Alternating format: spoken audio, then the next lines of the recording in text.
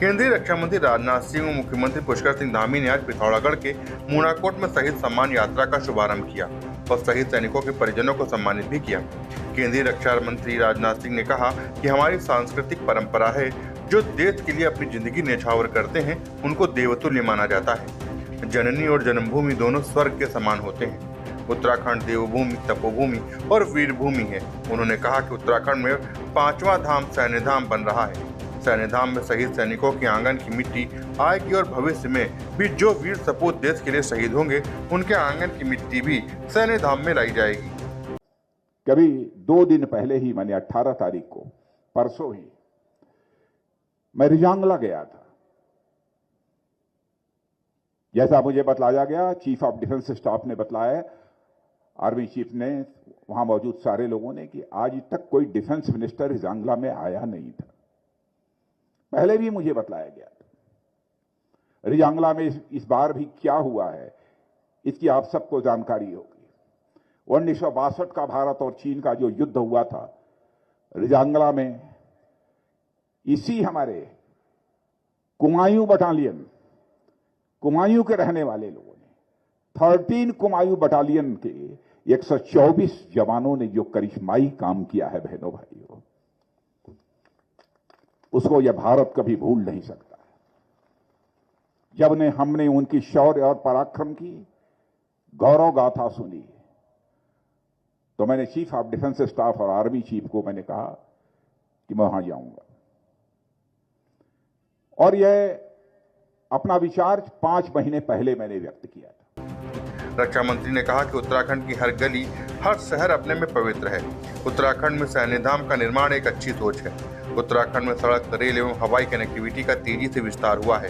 Lipu lake, Dharchula, Mansarovar जाने का रास्ता बन गया है। वहीं इस मौके पर मुख्यमंत्री पुष्कर सिंह धामी ने कहा है कि मेरा सौभाग्य है, मुझे आज अपनी जन्मभूमि शौर्य घाटी की धरती को नमन करने का अवसर मिला। उन्होंने सैनिकों के हित में लिए जा रहे निर्णयों एवं उनका उत्साह बढ़ाने के लिए किए जा रहे सराहनीय प्रयासों के लिए केंद्रीय रक्षा मंत्री राजनाथ सिंह का आभार व्यक्त किया। हमारे उन सभी शहीदों को मैं नमन करता हूं, जिन्होंने देश की एकता के लिए, देश की अखंडता के लिए, देश की रक्षा के लिए अपने प्राणों का बलिदान दिया है। आज मेरा सौभाग्य है कि मुझे जिस जनपद में मैं पैदा हुआ हूं, जहां मैंने जन्म लिया है, उस सौर घाटी की धरती को नमन करने का अवसर मुझे मिला है।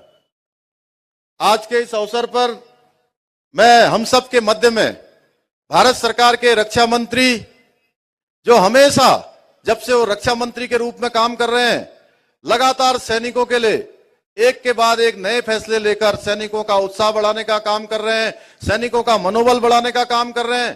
कभी इस सीमा पर, कभी उस सीमा पर, कभी -डिग्री तापमान में जा रहे हैं। आज हम सब के मध्य आए हैं। मैं चाहूंगा एक बार जोरदार तालियां बजाकर सारे लोग उनका अभिनंदन करें।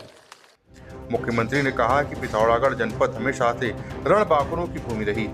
उत्तराखंड सैनिक बहुल प्रदेश है। वीरभूमि पिथौरागढ़ में वीर सैनिकों के परिजनों एवं वीरांगनाओं का सम्मानित कर हम सब सम्मानित हो रहे हैं। जिस प्रकार से हमारी सेना के अंदर तादाद है, जिस प्रकार से हम इसको सैनिक बाहुल्य प्रदेश कहते हैं, पूरे हिंदुस्तान के अंदर उत्तराखंड को सैनिक बाहुल्य प्रदेश के रूप में जाना जाता है, उसी प्रकार से पिथौरागढ़ को वीर भूमि के नाम से जाना जाता है।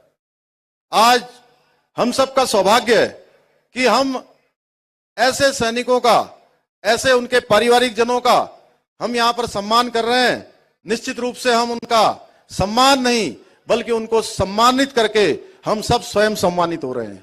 उन्होंने कहा कि सावाड़ में स्मारक की देखरेख के लिए कर्मचारियों की व्यवस्था की जाएगी। मुख्यमंत्री ने कहा कि पुराने सैनिक स्मारकों के जीर्णोद्धार एवं जनपद पिथौरागढ़ में नए सैनिक विश्राम गृह के लिए धनराशि तत्काल जारी की जाएगी। लगभग 4 महीने से कुछ अंतराल ज्यादा बीता है और मैं आपको बताना चाहता हूं कि हमने 4 महीने के कालखंड में 400 से भी अधिक फैसले लिए हैं। हर क्षेत्र में फैसले लिए हैं। पहले दिन से हमने फैसले लिए हैं। पहले दिन हमने, जो हमारे अतिथि शिक्षक थे, जो लंबे समय से संघर्ष कर रहे थे कि उनका मानदेय 15,000 से 25,000 होना चाहिए, हमने पहली कैबिनेट में उनका मानदेय बढ़ाने का फैसला किया और उसका शासनादेश भी निकल गया।